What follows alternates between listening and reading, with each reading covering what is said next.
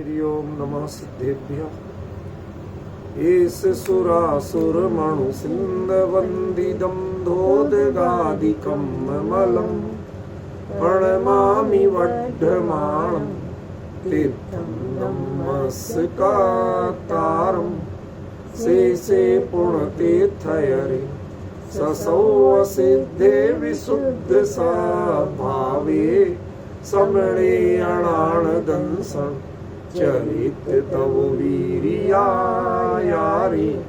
ते सौवे समगम पतेगमेव पतेगं वन्दामि अवट्टन्ते अर्हन्ते मानुषे खेते किच्चारिहन्ताळं सिद्धाळं तैणमो गणहराळम् अज्जावैवगाळं सारूढं चैव संवेसिं तेसिं विशुद्धदंसं नाणपहाणासमं समासेज्य उपसंपयामि सम्मं जतो निर्वाण संपत्ति। प्रवचन सार परमागम ज्ञान तत्व प्रज्ञापन महाअधिकार गाथा 9 पृष्ठ 13 है। इस गाथा का आज जो प्रकरण चलना है वह वापस पिछली गाथा पर लौटने को आपको मजबूर करेगा। पहले हम गाथा तो ले। जीवो परिणमदिजदा सुहेण असुहेण वासु असुः शुद्धेण तदा शुद्धो हवदिहि परिणाम स्वभावो। इसमें की वर्ड है जदा। आप ले लीजिए उधर से ग्रंथ ले लीजिए। इसमें की वर्ड जो है जिसे मास्टर की कहना चाहिए वो वर्ड क्या है? जदा। जदा माने जब, कालवाची, ठीक है ना। और दूसरा जो पिछली गाथा में था परिणमदि जेण दव्वम, उसमें मास्टर कीवर्ड क्या था? जेण, वो भाववाची था। मुकेश जी अंतर समझ पा रहे हैं आप कि नहीं समझ पा रहे हैं? क्या बता रहा हूं। जदा ये क्या है? कालवाची, जब परिणमित होता है। और वहां था जिससे परिणमित होता है।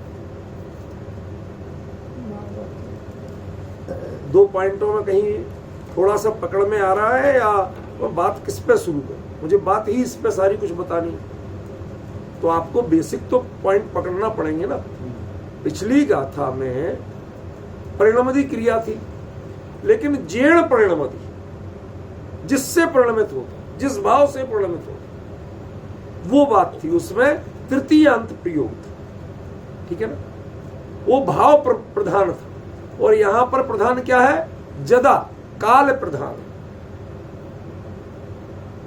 जब वो परिणमित होता है। तो इसका मतलब है इन दो गाथाओं में आचार्य देव ने परस्पर संबद्धता होते हुए भी दो अलग अलग बातें कही। यदि वो आप पकड़ सके तो इन दोनों गाथाओं का गजब का रहस्य खुलेगा, जो पहली बार में भी नहीं खुल पाया था। पहली बार में आई थी बात, इन दोनों शब्दों पर भी जोर दिया था, पर ये पॉइंट जो आज बताने वाला हूं ये नहीं आ पाया। अमित जी भाई साहब ध्यान देना जरा। जब आत्मा को धर्म कहा तब क्या कहा? जिस भाव से वो परिणमित होता है, जिस परिणाम से परिणमित होता है, ठीक है ना।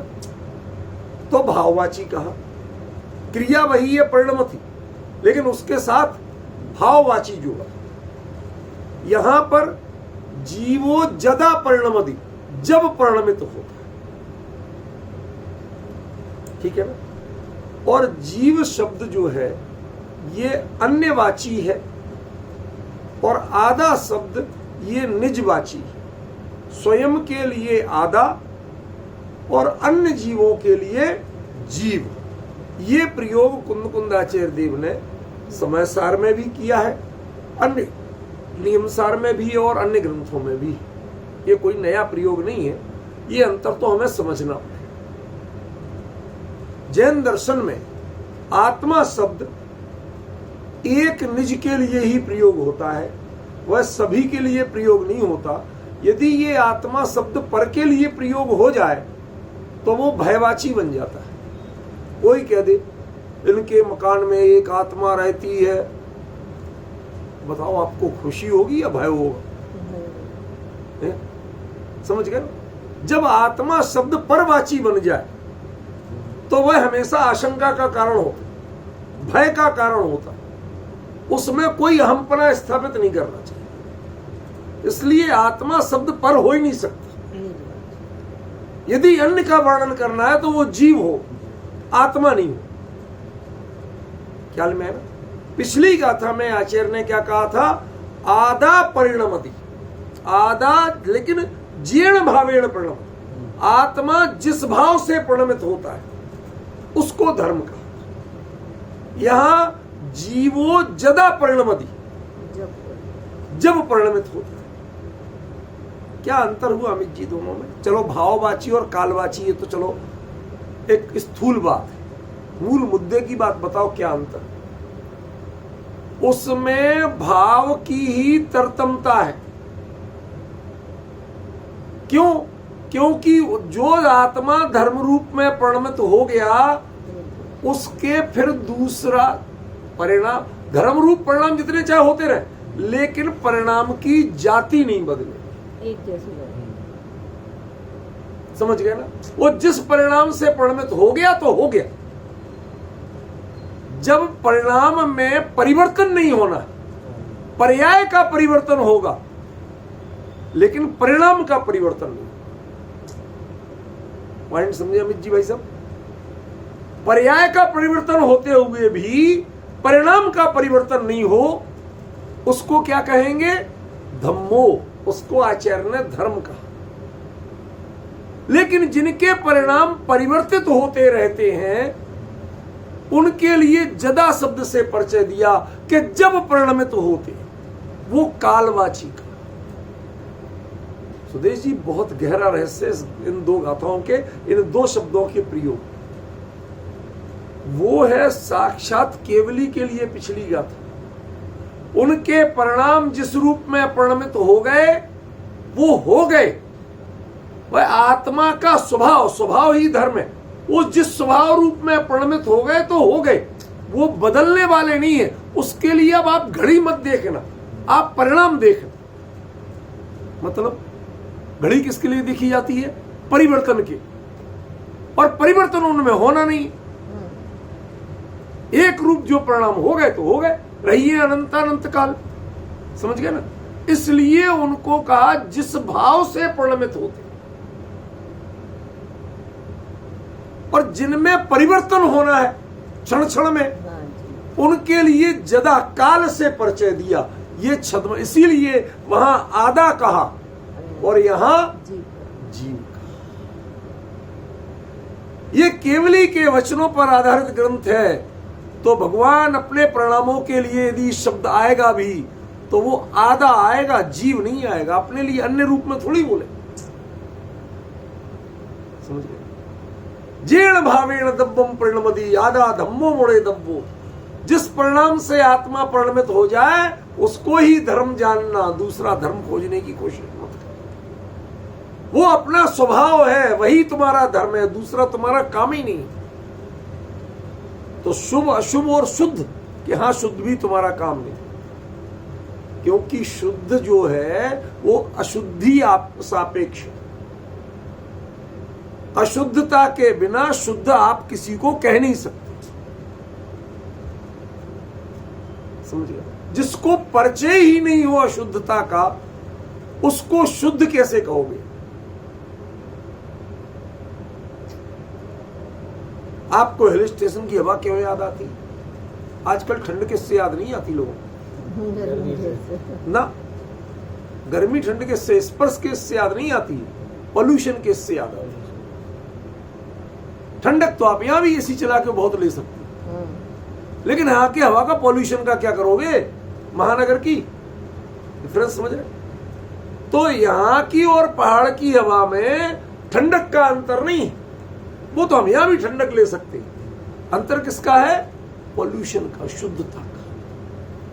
यहां की हवा शुद्ध है और वहां की शुद्ध। तो आपको लगता है जो वहां रहते हैं उन्होंने दूसरी हवा कभी सांस ली नहीं, उनके लिए तो हवा ऐसी ही होती है। समझ गया ना? तो जो शुद्धता कौन कहेगा? अरे क्या बढ़िया हवा है, क्या बढ़िया हवा है, अजीब बावड़े लोग हैं, ये खाली हवा के लिए भाग के आए इतना खर्चा करके। उन्हें समझ में नहीं आता वहां के लोगों को, उन्हें लगता शहर के लोगों को तो पैसा फूकने का शौक, दिमाग खराब है, फालतू में चले जाते हैं यहाँ, दुनिया के खर्चा करते हैं, रहने करने का परेशान होते हैं, घर छोड़ते हैं। आप डिफरेंस समझ रहे कि नहीं समझ रहे? उनके लिए आप बावड़े लगते हो, लेकिन आपको उनकी शुद्धता का परिचय है क्योंकि आप अशुद्धि से परिचित हैं। वो डिफरेंस उन्हें पता नहीं है, अशुद्धि क्या होती है ये उन्हें पता नहीं है। इसलिए आप कहते हो पहाड़ की हवा बहुत अच्छी है और वो कहते हैं भैया जैसी है सो है। डिफरेंस समझ रहे हैं ना अमित जी भाई साहब? ये असली डिफरेंस है इन गाथाओं। पिछली गाथा साक्षात केवली पे लागू होती है और दूसरी अगली गाथा केवली के ज्ञान में संसार के अन्य सभी जीवों पर लागू। केवली परमात्मा से पूछा, भगवान आपके ज्ञान में हम सबका रूप कैसा झलकता है? जीवो प्रणमति जदा सुदेव स्वेण स्वेणमा सो असो। तुम लोग जिस रूप में प्रणमित होते हो, कभी शुभ से, कभी अशुभ से, कभी शुद्ध से, लेकिन ये तुम्हारे तीनों रूप जो हैं, क्योंकि तुम्हारी जो शुद्धता है ना, वो शुद्धता भी टिकाऊ नहीं है, प्योर नहीं है और टिकाऊ नहीं है। क्योंकि तुम्हारी जितनी शुद्धता पहचानी जाती है, कितनी शुद्धता नहीं है इसमें। चौथे गुण स्थान वाले जीव के अनुभव में कितनी शुद्धता है?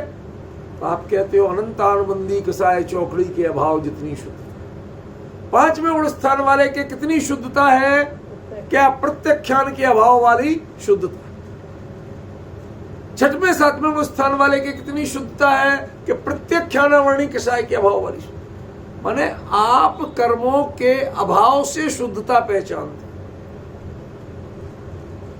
स्वभाव से शुद्धता नहीं पहचान। उसकी अशुद्धता का परिचय है।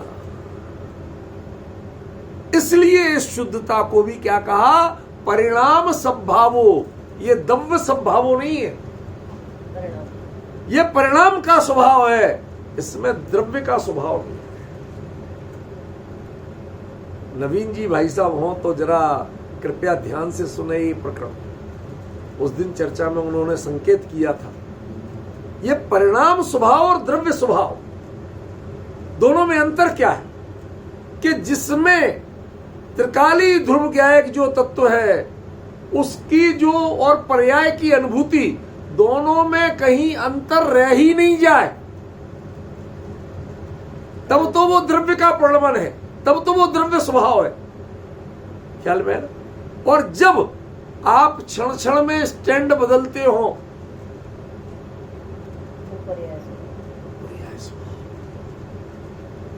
ये परिणाम स्वभाव।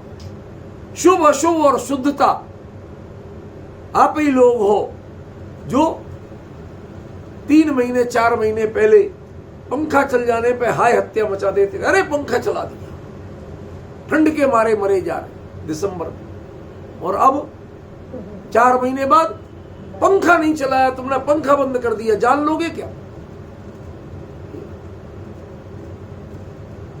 हर मौसम में तुम्हारी रिएक्शन अलग होते हैं।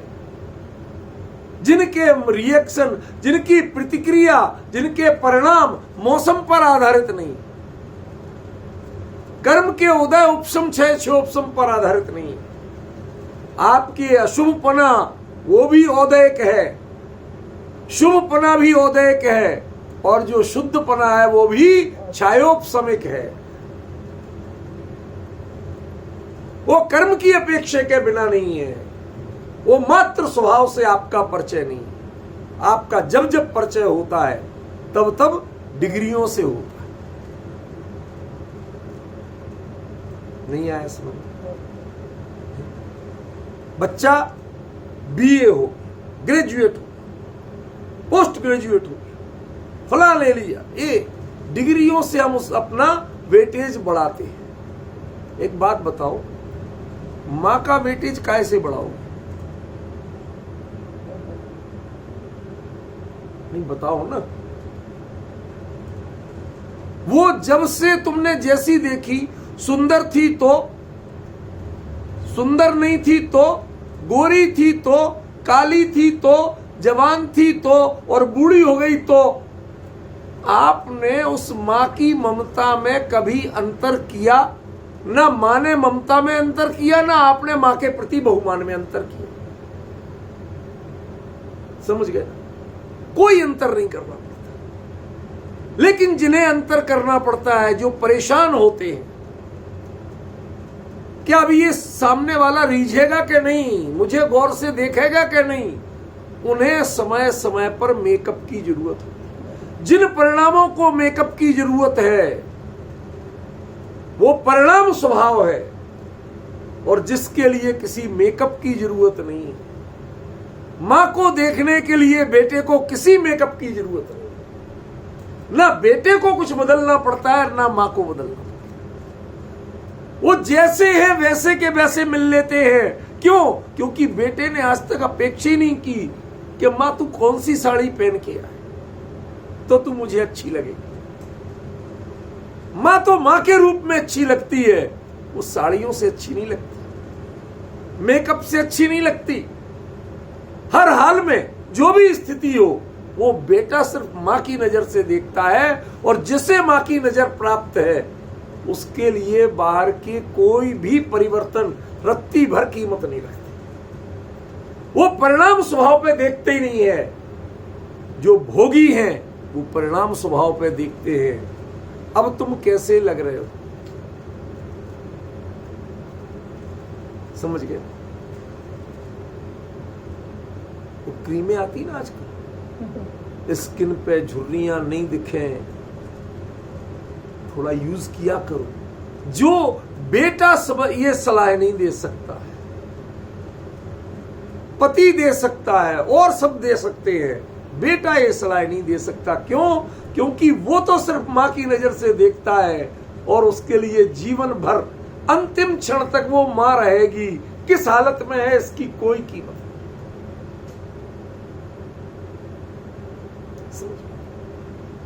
उसकी परिणति, उसकी भावना बदलती नहीं। वो द्रव्य स्वभाव, ये दृष्टांत है, वो पूरी तरह मत लगाना, नहीं तो तुम लड़ने लगो। आखिर समझाने के लिए हमें कुछ तो बताना पड़ता है ना, ख्याल में ना। वो धर्म की बात की है। ये मातृत्व और पुत्रत्व, ये संबंध, वो दृष्टियां, वो धर्म की दृष्टि है। समझ गए? वो बदलती नहीं है, वो मेकअप नहीं मांगती, परिवर्तन नहीं मांगती। हर हाल में वही दृष्टि रहती है, वह दृष्टि नहीं बदलती है। लेकिन बाकी सारे संसारियों की दृष्टियां हर क्षण बदलती है। समझ गए? अच्छा एक बात बताओ, किसी के यहां कोई गमी हो जाए और उसमें कोई बढ़िया लहंगा सूट पहन के बैठने आ जाए तो पार्टी वियर बिल्कुल A1 टॉप से टॉप। हमारा आपके प्रति बहुत बहुमान था, इसलिए हम सबसे बढ़िया। अरे संसार की दृष्टियों का ठिकाना नहीं है। वही चीज शादी पार्टी में आपको इज्जत दिलाती है, और वही किसी की शोक सभा में आपको बेइज्जती कराती है। उसे शर्म नहीं आई? शोक सभा में आई थी उठ बैठने और लिपस्टिक लगा के आई थी इतनी गहरी। ये इसी बात पे चीचलेदारी। ये शुभाशुभ की जो परिणति है, ये जदा, ये काल सापेक्ष है। लेकिन जो धर्म की परिणति है वो भाव सापेक्ष है, वो काल सापेक्ष है। उसकी आप काल से समीक्षा नहीं कर सकते, उसमें अकेला भाव देखा जाएगा, काल नहीं देखा। अब डिफरेंस समझ में आ रहा? अब इन गाथाओं का तारतम्य थोड़ा समझ में आ रहा? असल में ये दृष्टि नहीं खुली तो प्रवचन सार की वो गरिमा ही नहीं आ पाई कि जो गरिमा प्रवचन सार में है। समझे? ये दृष्टि खुलना चाहिए। अब इसके साथ ये तो हुई अभी दोनों के इस टाइप के लिंक की बात। अब इससे अगले स्टेज की बात करते हैं जो आज इस गाथा की मुझे करना था। भाई ये अंतर नहीं बताता तो ये गाथा का मर्म समझ में नहीं है। इसके बाद जब वह स्वयं को देखते हैं, केवली परमात्मा का स्वयं कैसा है, तो धम्मो अपरिणामी भाव प्रधान है, लेकिन ज्ञान में जो लोकालोक झलकता है वो कैसा है कि वो काल प्रधान है। जिस जीव के कब कौन सा भाव हुआ था आपको याद नहीं होगा, लेकिन केवली के ज्ञान में उस काल में वह परिणाम अभी तक टंगा हुआ है, वह कभी बदलते ही नहीं। पूरा देखो ट्विस्ट हो रहा है, पूरा चेंज हो रहा है अर्थ। क्या जदा कब कौन सा भाव हुआ, हमें पूरे जीवन में 10-5 भाव 10-5 रिएक्शन याद रह जाए, वो भी तीव्र कषाय वश, जिन कषाय भावों पर हमारा फोकस होता है वो रह जाए तो रह जाए, अन्यथा कुछ पता नहीं होता। रोज कितने परिणाम करते हो? क्यों सुबह अक्षय तृतीया की पूजन की थी, मंदिर गए थे, अच्छा कितनी देर रुके थे? घंटे आध घंटे कुछ तो रुके होंगे। उस आध घंटे में कितने सेकंड थे और प्रत्येक सेकंड के कौन कौन से समय तो और भी सूक्ष्म होता है, वो तो आप पकड़ नहीं सकते। प्रत्येक सेकंड के परिणाम बताओ। आज की ताजी पूछ रहे हैं, बासी नहीं पूछ रहे। माने हम अपना नहीं बता सकते, जो स्वयं परिणमित हो रहा है उसको खबर नहीं, लेकिन केवली का ज्ञान क्या है कि जीवो जदा परिणमति सुहेण सुहेण शुद्धेण वा। जीव जब जो जिस समय कब शुभ रूप परिणमित हुआ, कब अशुभ रूप परिणमित हुआ, कब शुद्ध रूप परिणमित हुआ, ये परिणाम स्वभाव में केवली के लिए सदा काल स्पष्ट है। किसमें? परिणाम स्वभाव, द्रव्य स्वभाव में नहीं।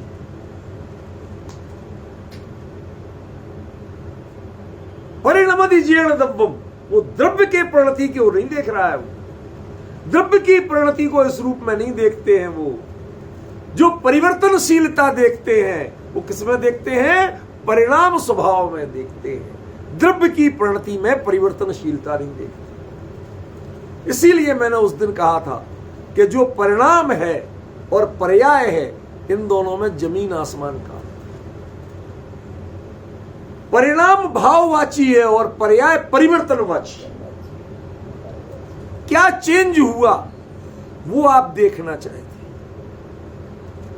भोगियों की नजर पर्याय पे रहती है और जिनको देह भोग की चीज नहीं है, उनके लिए उनकी नजर हर स्थिति में परिणाम पर रहती है, पर्याय पर नहीं रहती। माफ करना, मैं जो दृष्टांत दे रहा हूं शालीनता पूर्वक दे रहा हूं और आप सब समझते हैं।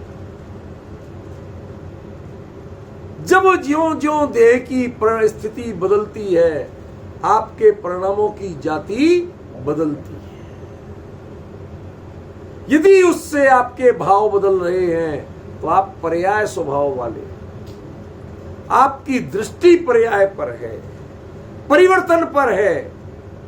यदि वस्तु पर दृष्टि हो तो आप ना किसी से मोहित हो और ना किसी से उदासीन। किस पे मोहित हुआ जाए?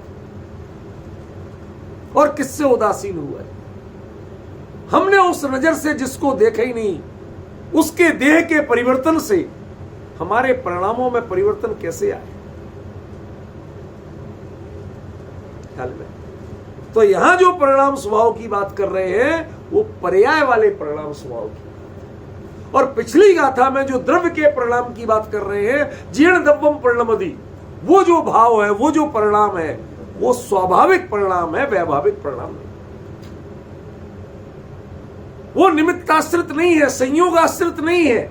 उसकी व्याख्या, उसकी परिभाषा अन्य पर आप सापेक्ष नहीं है, वो स्वयं सापेक्ष।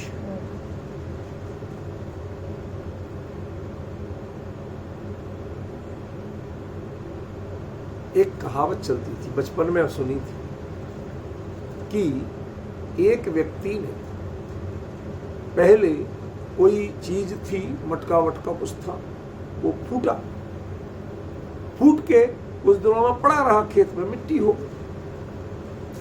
अब उस मिट्टी में एक अंकुर फूटा किसी बीज का, उसी मिट्टी को चूस चूस के वो इतना बड़ा पेड़ बन गया।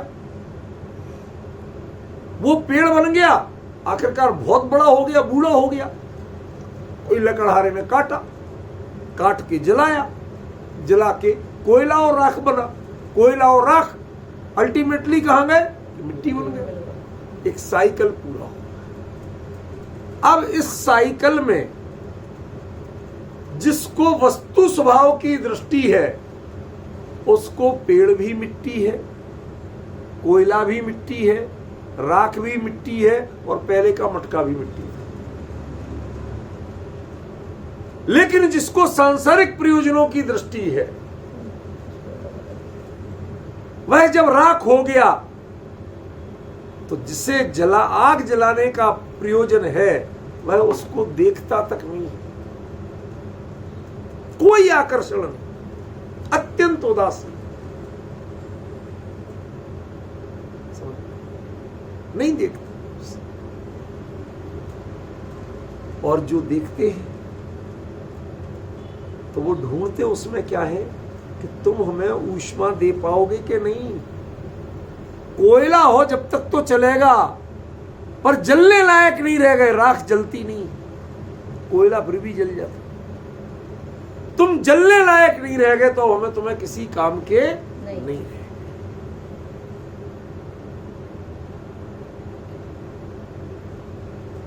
देखो एक सरल दृष्टि बताता हूं, नाराज मत हो अमित जी भाई साहब। कोई व्यक्ति, ये देह तो सबकी नश्वर है, मिट्टी ही है, और तो कुछ है नहीं, पुद्गलिक रचना है। लेकिन जिसे बेटे की नजर प्राप्त है, तो वह देह जल के जब छोटी मोटी अस्थियों का पुंज बचता है, वो किसी काम की नहीं है, किसी काम की। छुओ तो स्नान करना पड़ता है। गलत कह रहा हूं, करना पड़ता है कि नहीं? फिर आप उनको चुनने क्यों जाते हैं?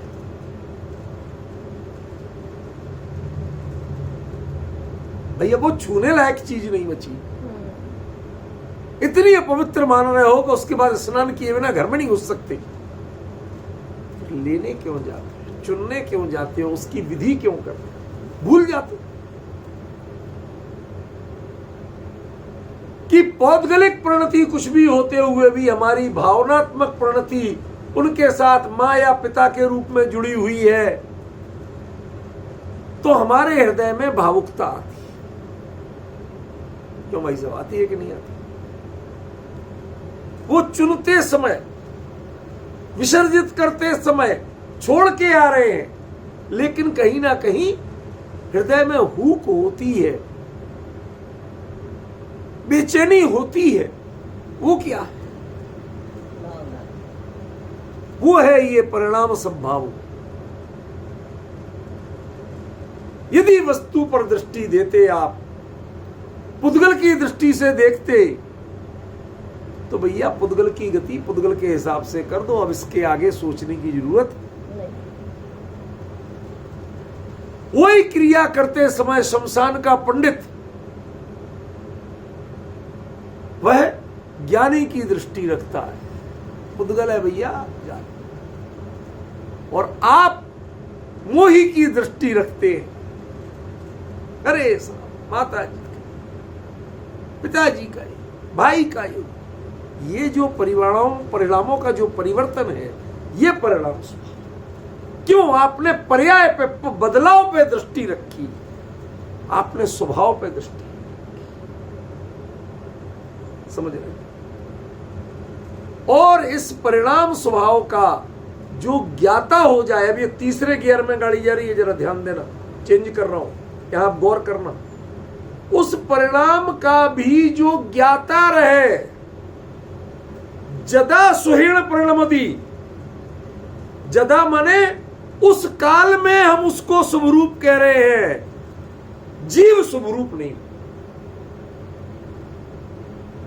आया समझ में? क्या कह दिया फिर से? स्वाभाविक परिणमन को जिस भाव से परिणमित हो गया, उसमें हम अकेला भाव देख रहे हैं और कुछ नहीं देख रहे। लेकिन जो शुभ अशुभ शुद्धता है, ये काल सापेक्ष है, वह स्वभाव सापेक्ष नहीं है, वस्तु सापेक्ष नहीं है। यदि ये चीज तुम्हें ढूंढना भी है, उस काल में ढूंढना जिस काल में शुभ रूप हुए थे, जिस काल में अशुभ रूप हुए थे, जिस काल में शुद्ध रूप हुए थे, वो काल में ढूंढना, स्वभाव में मत ढूंढना। केवल ही उसी समय स्वभाव को भिन्न जानते हैं और काल में पर्याय को भिन्न जानते हैं। वह उसका भी निषेध नहीं करते हैं और इसका भी निषेध नहीं करते। हमारे लिए समय सार में सिखाया गया परिणाम है ही नहीं, देखो ही नहीं, शुभ शुभ अशुभ दिवसान भाव को देखो ही नहीं, है ही नहीं। ये वो प्रयोजन था, वह वस्तु स्वरूप नहीं था। ये नियम प्रवचन सार है, ये वस्तु स्वरूप का कथन कर रहा। केवली उस काल में उस परिणाम को देखते हैं, जानते हैं, उस काल में वह पर्याय उस रूप में, उनके ज्ञान में काल से देखेंगे तो उसी रूप है, और स्वभाव से देखेंगे तो उसका कहीं अस्तित्व ही नहीं। क्या नहीं है ऐसा?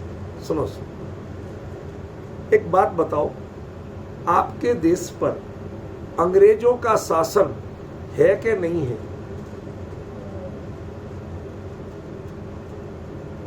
भारत अंग्रेजों का गुलाम, ये वाक्य जो है ये काल सापेक्ष गलत है कि उस काल में था? कोई ऐतराज नहीं। इतिहास में कहना गलत है, लेकिन उस समय भी भारतीय भावों से गुलाम हो गए थे, ये कहना बिल्कुल गलत है। वह तब भी लड़ते थे और अब भी लड़ते हैं। उन्होंने अपनी आजादी की लड़ाई, अपने निश्चय आजाद हवा में सांस लेने के संस्कार न तब छोड़े थे न अब छोड़े। भाव से भारतीय तब जैसे थे अब वैसे है। यदि भाव से भारतीय गुलाम हो गए होते तो बुरा मत मानिए, ये छोड़, दो चार राय बहादुर रायचंदों को छोड़ दीजिए, समझ गए ना, जो डिग्रियां लेने के लिए अंग्रेजों के तलवे चाटते थे, उनको छोड़ दीजिए।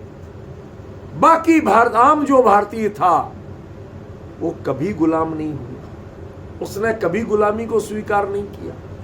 इतिहास में वो गुलाम कहा गया, काल में वो गुलाम कहा गया। आप बताइए, आपके दादाजी गुलाम थे कि नहीं थे अंग्रेजों के? क्या कहोगे? इतिहास की दृष्टि से तो भैया गुलाम भारत के नागरिक थे तो थे, लेकिन उनके परिणाम भाव की दृष्टि से देखोगे तो उन्होंने, आपको पता है मेरे दादाजी ने क्या क्या किया था, कितने पिटाई खाई। मेरे पिताजी, सच बताता हूं, ललितपुर में तहसील के ऊपर चढ़ के तिरंगा लहरा दिया, पकड़ लिया, उनके लिए 20 बेंतों की सजा दी गई। बेंत समझते हो? यही तो कमी है। बेंत एक ऐसी लकड़ी जो टूटती भी नहीं है, लचीली होती है, और बेंत को बाकायदा गीला करके रखा जाता था, समझ गए ना। और पीछे कपड़े उतार के मारा जाता था। एक बेंत पड़ता था तो आपकी स्किन निकल के साथ जाती थी। थोड़ा आपको इसलिए बता रहा हूं, कोई जुगुप्सा के लिए नहीं बता रहा हूं, मात्र इसलिए पता तो चले। अब ऐसे तो हम लोगों ने बहुत पिटाई खाई, बहुत डंडे खाए, लेकिन आपके डंडे खाना और वो बेंत खाने में बहुत अंतर था। लेकिन वो कहते थे गर्व से कि मैं हर बेंत के साथ भारत माता की जय बोलता था। अंग्रेज गुस्सा होता, और जोर से मारो, वो और जोर से मारता, और जोर से बोलता था। बताइए वो गुलाम थे क्या? नहीं। लेकिन इतिहास क्या कहेगा कि हां, आप गुलाम भारत में पैदा हुए थे। जदा इतिहास सिर्फ काल की बात करता है, इतिहास भाव की बात नहीं करता। ये शुभ अशुभ और शुद्धता, ये इतिहास है। उस काल में वह इस रूप परिणमन पर्याय उस रूप कही गई केवली के ज्ञान में भी आती, नहीं तो वो जलती हुई द्वारिका और द्वीपायन मुनि वो एक शाश्वत सत्य कैसे बनते? वो केवली ने उनको व्यवहारने से नहीं जानता। ये व्यवहार न और निश्चय न, ये प्रवचन सार के विषय ही नहीं। यहां जो वस्तु स्वरूप है, जो वास्तविकता है, वह केवली के ज्ञान में झलकती है, उसकी चर्चा यहां की गई है। ये तुम्हारी विवक्षाओं की चर्चा नहीं। केवली लोकालोक को व्यवहार से जानते हैं, आत्मा को निश्चय से जानते हैं। ये प्रतिपादन की शैली भिन्न है, ये प्रवचन सार की शैली। प्रवचन सार में कहीं भी निश्चय और व्यवहार लागू नहीं पड़ता। यहां सीधा वस्तु स्वरूप है। यदि यहां विवक्षा है भी तो सच्ची या झूठे की, निश्चय या व्यवहार की, भूतार्थ या अभूतार्थ की नहीं है। यह विवक्षा है तो काल और भाव की विवक्षा। पिछली गाथा काल की विवक्षा से, भाव की विवक्षा से है, और ये गाथा काल की विवक्षा से। रूपल में अब अंतर समझ रहे? केवली जो अपरिणामी स्वभाव वाले हो गए हैं उनके लिए भाव से देखा जाए, और संसारी जीव जो परिणामी स्वभाव वाले हैं, क्षण क्षण में जिनका मूड बदलता है, उनके लिए काल की अपेक्षा से, पर्याय की अपेक्षा से देखा जाए। उनको वो जो उनका परिणमन है ना, वो समय की बात है, वह स्वभाव की बात है। अब किसको कहूं? सचिन को कह लेता हूं, ये रूठेगा भी तो इसको कोई बात नहीं, डांट डपट लेंगे। और किसी को कह दूंगा रूठ गया तो मुश्किल हो जाएगी। जब छोटा था तब ऐसे करता था कि नहीं करता था? करते तो सभी थे, लेकिन अब मैं उसको कह रहा हूं क्योंकि उसको तो मैं काबू में रख सकता हूं, और लोग बिदक गए तो मुश्किल हो जाएगी। छोटे में ऐसे करते थे, मानते हो? अभी भी करते हैं, बड़े भी करते हैं, बहुत से। मुद्दा नहीं है, मुद्दा समझो जरा। कार्य होना और उसे अपना स्वरूप मानना, अपना व्यक्तित्व मानना, अपने व्यक्तित्व की पहचान मानना, वह जदा जब होती थी तब होती थी। वो बचपन की बातें हैं। नंगे घूमते थे तो घूमते थे, समझ गए? क्या डिफरेंस हुआ? माने आप उसे इतिहास में मानने को तैयार हो, काल से मानने को तैयार हो, भाव से मानने को तैयार हो। आपके अपने जीवन की बात है। आपको बताया जाए कि आप ऐसा करते थे, आप एक सेकंड को भी हां भरोगे? मैं नहीं कहता, होता था, बचपन की बात है। काल में टांगते हो आप उसे, भाव में नहीं देखते हो।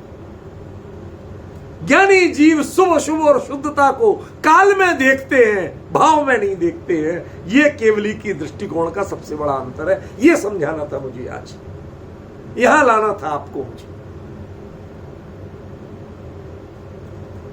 जो परिणामों की शुभ अशुभ शुद्धता है, केवली मात्र काल में देखते हैं, भाव में नहीं देखते। भाव की प्रणति में तो उनको मात्र धर्म दिखता है, स्वभाव दिखता है, शुभ और अशुभ और शुद्धता उनको कभी नहीं दिखती। रूपल बहन समझ पा रही हो क्या कह रहे हैं ये? कुंद आचार्य देव क्या कह रहे हैं? जो संसारी जीवों के एक एक परिणाम और उनके एक एक परिणाम से होने वाले बंध उदय सत्व, सारी चीजें केवली के ज्ञान में हैं, लेकिन सब काल सापेक्ष हैं, भाव सापेक्ष हैं। उनको उस जीव के आत्मा के स्वभाव में केवली ने कभी नहीं देखा है। वो एक समय के पर्याय का, एक समय के परिणमन का खेल है। वो उस काल की परिणति में, काल के परिणमन में दिखता है, केवली को भी दिखता है, वो झूठ बात नहीं है। लेकिन केवली ने कभी उसके भाव में वो चीज नहीं देखी। उसका जो अंतरंग से दर्शन ज्ञान चरित्र की जो प्रणति हुई थी, वह शुभ शुभ रूप हुई थी, ये केवली ने कभी नहीं देखा।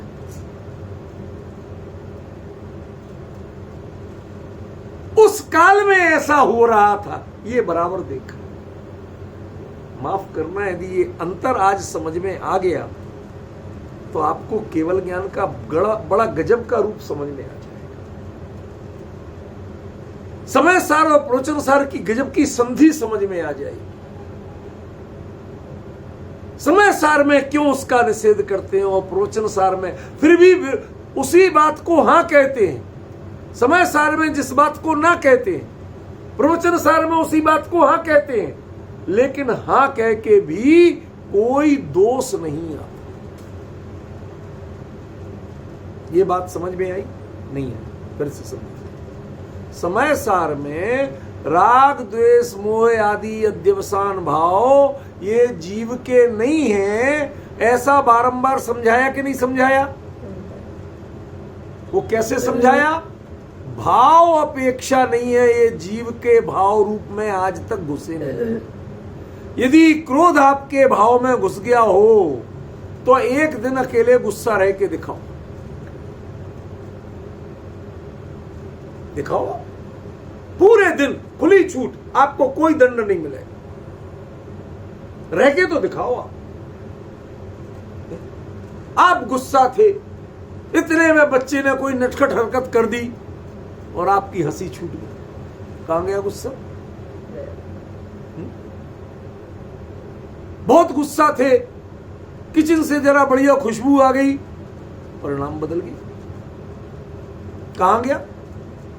आप इनको वैभाविक भावों को अपना नहीं पाए आज तक, और स्वाभाविक प्रणति को छोड़ नहीं पाए आज तक। उस समय में तीव्र क्रोध के काल में भी आप ज्ञाता दृष्टा बने हुए हो, भले ही अपने ज्ञाता स्वभाव की उपेक्षा करते हो। समय सार कहता है बस यहां रुक जाओ, तुम जिसकी उपेक्षा करते हो उसकी अपेक्षा करो, और जिसको तुम अपेक्षा कर रहे हो उसकी उपेक्षा करो।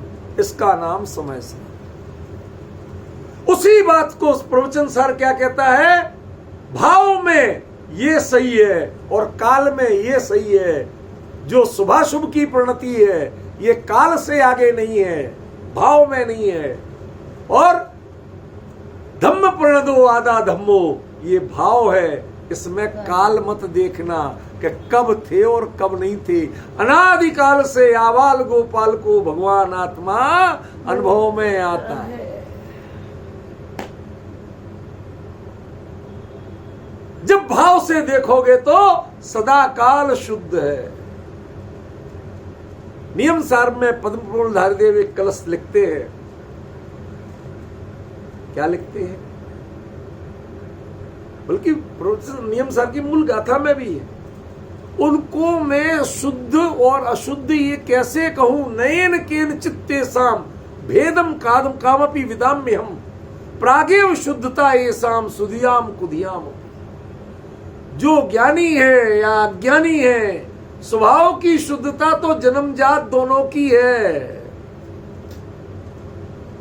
प्रागेव पहले से ही शुद्धता, ये शाम सुधियाम कुधियाम अपी नयन केन चित्ते शाम भेदाम कामपि विदाम्यहम।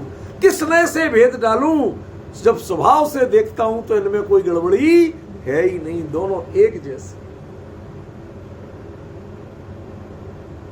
थोड़ा समझाओ, राष्ट्रपति का और उसके चपरासी का वोट में कितना अंतर होता है। राष्ट्रपति का वोट 100 वोट माना जाता है और चपरासी का वोट आधा वोट माना जाता है।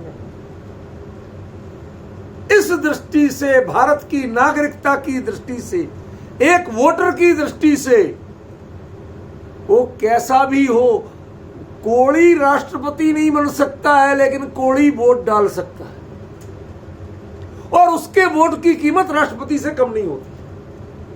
भाई साहब, डिफरेंस समझ रहे?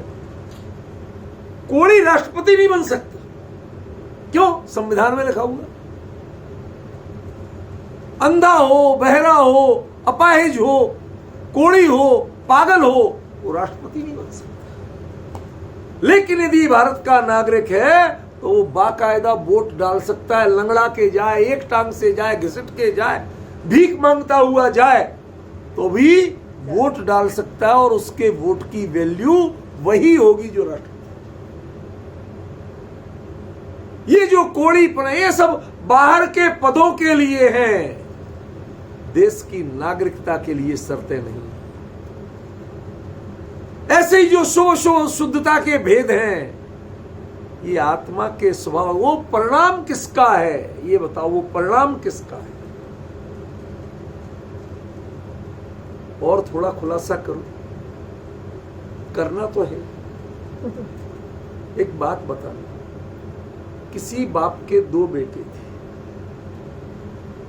एक बेटा बिल्कुल सभ्य सदाचारी, कुल का नाम रोशन कर, और दूसरा बेटा वह इतना नालायक निकला, आतंकवादी निकल गया।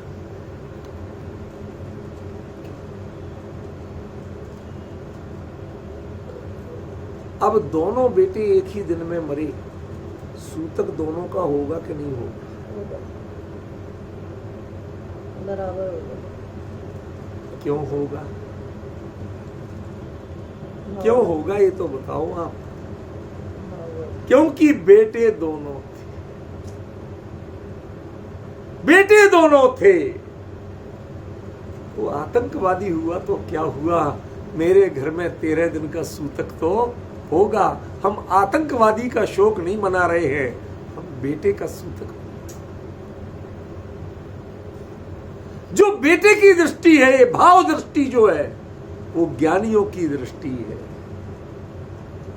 और जो एक आतंकवादी और एक ये जो दृष्टि है, एक माँ से पूछो, कितनी बड़ा गुंडा हो जाए उसका बेटा नालायक निकल जाए, एक माँ से पूछो, यदि उसकी किसी एनकाउंटर में मौत हो जाए, किसके लिए रो रही है माँ? गुंडे के लिए, बेटे के लिए।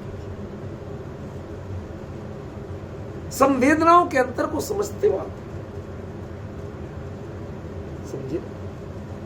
वह उसी समय वो बेटा कहते, भैया इस जीवन में अब वो जितना चाहे नालायक निकल जाए और जितना चाहे योग्य निकल जाए, बेटा यदि राष्ट्रपति बन जाए और आके मां के पैर नहीं छुए, उल्टा छुलवाना चाहे, बेटा अब तुम बड़ा आदमी। यदि मां के मुंह से निकल गया कि बेटा तुम बड़ा आदमी हो गया, मेरे ख्याल से इससे बड़ा अपमान दूसरा नहीं, इससे बड़ा अपमान नहीं होगा। तू सारी दुनिया में सम्मानित होता होगा, तू अपने घर में अपनी मां से अपमानित हो गया। अब तेरे से क्या बात करे, तेरी मां जब तेरे को ऐसा कहती है, तू बड़ा आदमी, मां के सामने तुझे बेटा ही बना रहना चाहिए। मां मां होती है, बेटा बेटा। जहां भाव की प्रधानता है, वहां संयोगों की श्रेष्ठता और कनिष्ठता नहीं देखी जाएगी, शुभ अशुभ शुद्धता नहीं देखी जाएगी। परिणति किसकी है? शुभ परिणाम आखिर परिणति किसकी है? गायक की कि जड़ की?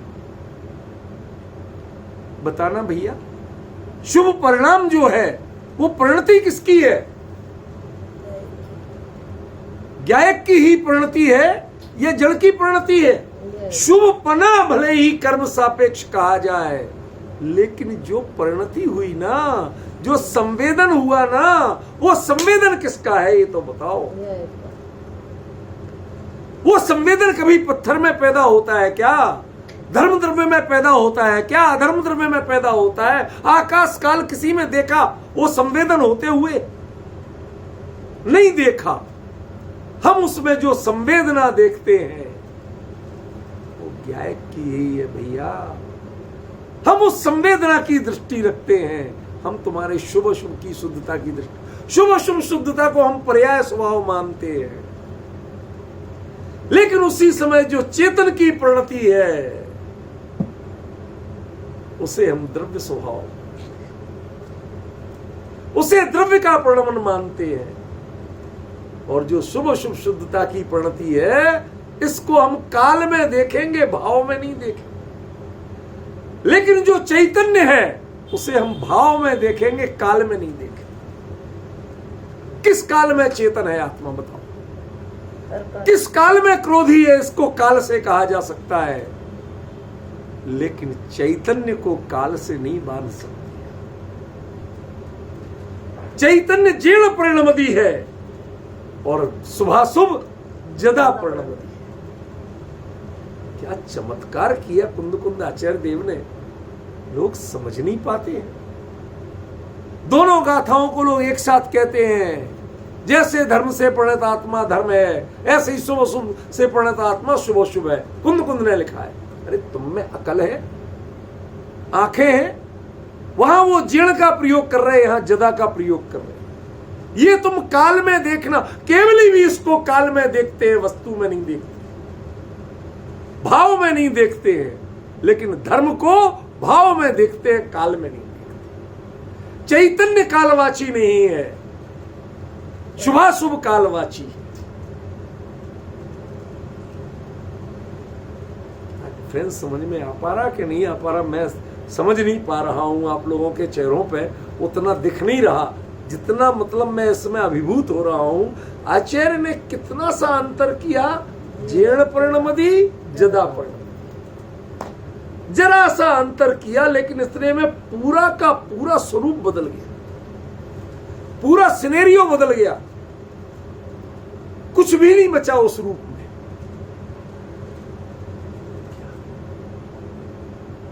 एक पिता आईजी और पुलिस और बेटा देशद्रोही आतंकवादी।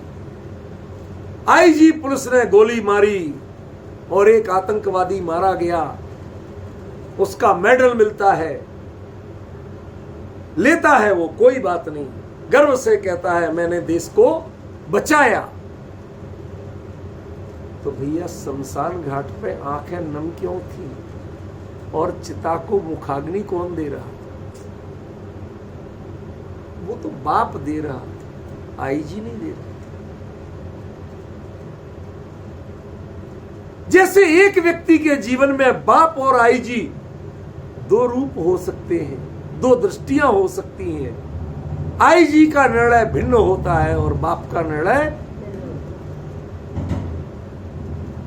परिणाम स्वभाव को जो देखेंगे उनका निर्णय भिन्न होगा, और पर्याय स्वभाव को जो कालगत है उसको देखेंगे उनका निर्णय भिन्न। जिनकी दृष्टि में यदि आप जीर्ण परिणमदी हो जाएंगे तो इससे बड़ा सम्मान नहीं है, और जब तक ज्ञानियों की दृष्टि में आप जदा परिणमदी रहेंगे इससे बड़ा आपको अपमान नहीं।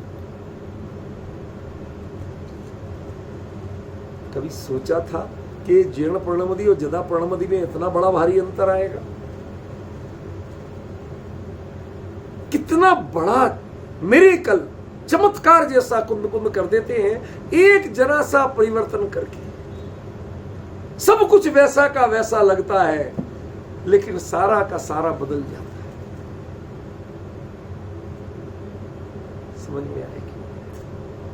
सब कुछ वैसा का वैसा लगता है, लेकिन सब कुछ पूरा का पूरा बदल जाता है। कौन जाए, कहां जाए, अब किसके पास जाए, बदलता कि नहीं बदलता?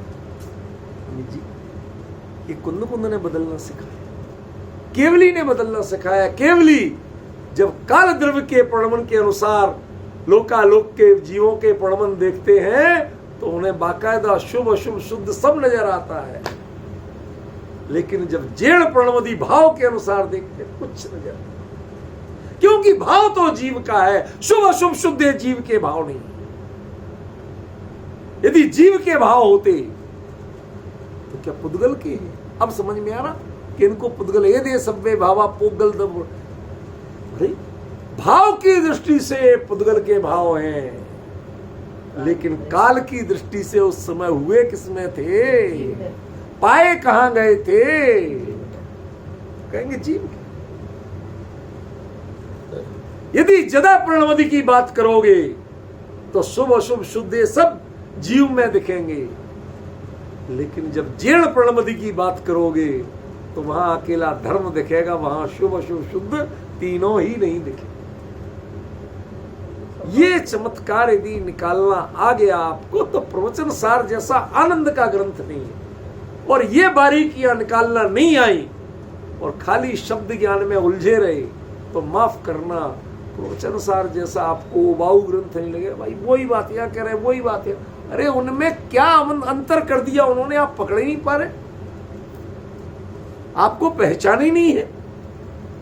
समझ में आया? यहां तो पूरा का पूरा बदल दिया। बदला कितना? जेड़ प्रणमदि जदा प्रणमदि, बदला इतना सा, लेकिन टेक्निकली 100% चेंज हो चुका है। अब बताइए प्रवचन सार और समय सार में कोई अंतर है? समझ रहे?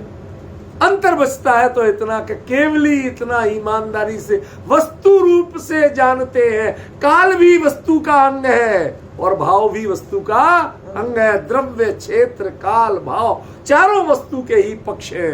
ये पराये पक्ष नहीं है, ये नए के पक्ष नहीं है, ये आपकी कल्पनाओं से पैदा नहीं होते हैं, ये वस्तु अपने साथ लेके आती है।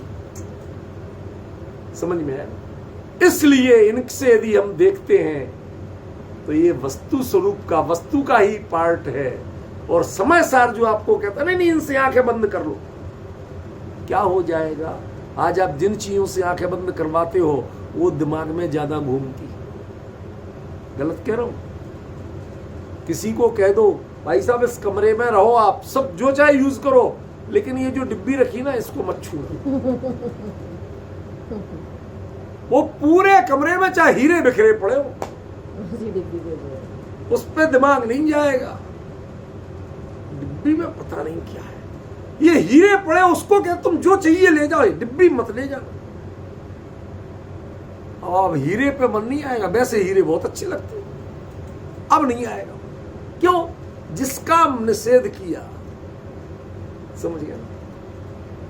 तो समय सार तो आपको निषेध, विधि और निषेध करता है, प्रवचन सार विधि निषेध करते ही नहीं है। केवली का ज्ञान किसका निषेध करेगा? काल के क्रम के वो कहां निषेध कर सकता है? वो काल द्रव्य की भी एक एक पर्याय को जानता है, एक एक कालाणु की एक एक पर्याय को जानता है। वो निषेध करे तो करे कैसे? ये नए विवक्षा वाले निषेध कर सकते हैं, विधि और निषेध केवली किसी का निषेध नहीं कर सकते। समझ गया? बस वो अंतर कितना करते हैं, भावेण प्रणमदि सो धम्मो, कालेण प्रणमदि सो सुहासो शुद्धो। बस ये अंतर। जब मैं काल की दृष्टि से देखता हूं तो शुभ अशुभ शुद्ध है, और भाव की दृष्टि से देखता हूं तो चैतन्य मात्र और कुछ। ख्याल में आज समय हो गया, विशेष चर्चा करते हैं।